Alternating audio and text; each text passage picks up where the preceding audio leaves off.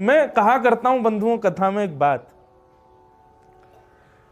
ठाकुर जी का आपको अनुभव होगा, ठाकुर जी आपके जीवन में आएंगे तो सबसे पहली स्थिति क्या होगी कि आप अपने तन की सुध भूल जाओगे।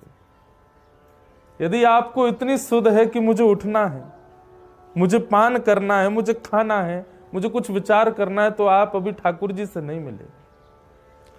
ठाकुर जी का किंचित भी अनुभव यदि होगा तो सबसे पहले आप तन शुद्ध भूल जाओगे, आपको देह शुद्ध नहीं होगी। ठाकुर जी का अनुभव होगा तो आपको समय का पता नहीं चलेगा, कब कब में समय निकल जाएगा। ठाकुर जी का अनुभव होगा तो शारीरिक इंद्रियों की जो जो व्यवस्थाएं और जो जो अवस्थाएं स्थिति होती हैं, उनका विचार आपके चिंतन में नहीं आएगा। आप अजीब सी स्थिति में चले जाओगे। मैं कोई निंदा नहीं कर रहा हूं, मुझे बहुत प्रिय है वो भजन, राम आएंगे तो अंगना सजाऊंगी, राम आएंगे तो दीप जलाऊंगी, राम आएंगे तो भोग लगाऊंगी। पर मैं कहूं तो राम आएंगे तो आप कुछ भी नहीं कर पाओगे, तब समझो कि राम आए हैं।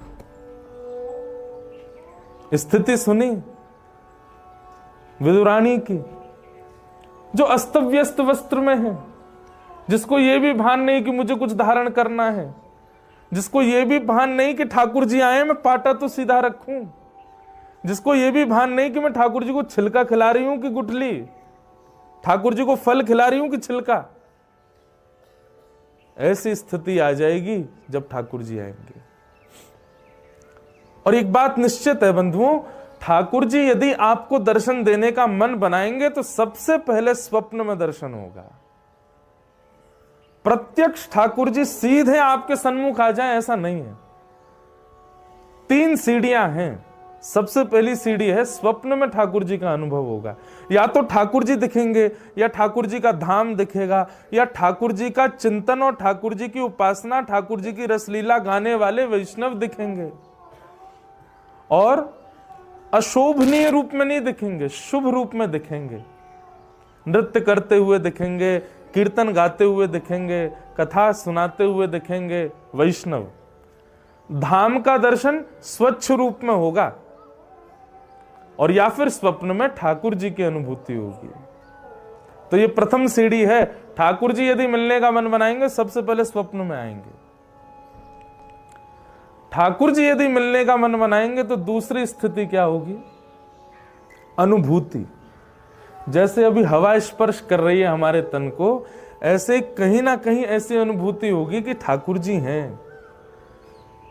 मैं कहता हूं कथाओं में, फिर इत्र की सुगंधी आने पर यह नहीं लगेगा कि कोई फ्रेग्रेंस की दुकान पास में, यह लगेगा कि श्याम सुंदर तो नहीं घूम रहे हैं। मोर पंख देखकर के ये नहीं लगेगा कि मोर होगा पास में, बल्कि ऐसी भावना आएगी कि कहीं श्याम सुंदर तो नहीं गुजर के गए।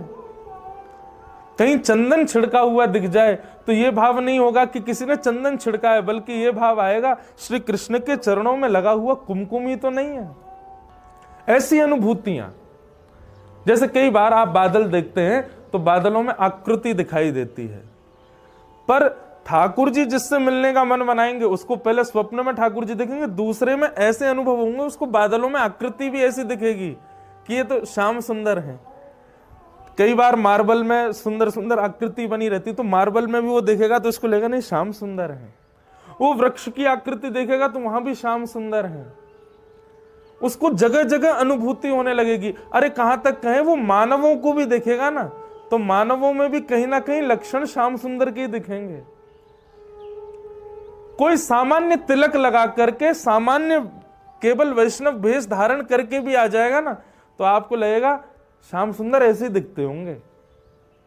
ऐसी स्थिति हो जाएगी। तो प्रथम ठाकुर जी यदि मिलने का मन बनाएंगे तो स्वप्न में मिलेंगे। दूसरी बात, ठाकुर जी यदि मिलने का मन बनाएंगे तो इस प्रकार की अनुभूतियां होने लगेंगी, यत्र तत्र सर्वत्र आपको आकृतियों में भी श्री कृष्ण दिखेंगे। और तीसरा, ठाकुर जी मिलने का मन बनाएंगे तो फिर ये विचार नहीं करेंगे कि आप कहां हो, किस भाव में हो, कैसे हो। वे सन्मुख आकर के आपको प्रत्यक्ष दर्शन देंगे। स्वप्न दर्शन, अनुभूति दर्शन और प्रत्यक्ष दर्शन, ये 3 विधा है। किसी भी भक्त का चरित्र देख लो, भक्तिमती मीराबाई हो, भक्तिमती करमती बाई हो, हमारे गोस्वामी श्री गोस्वामी तुलसीदास जी हों, सूरदास जी हों, सबको पहले अनुभव ही हुआ है, अनुभूति में ही दिखा है कि ठाकुर जी हैं, फिर प्रत्यक्ष दिखे।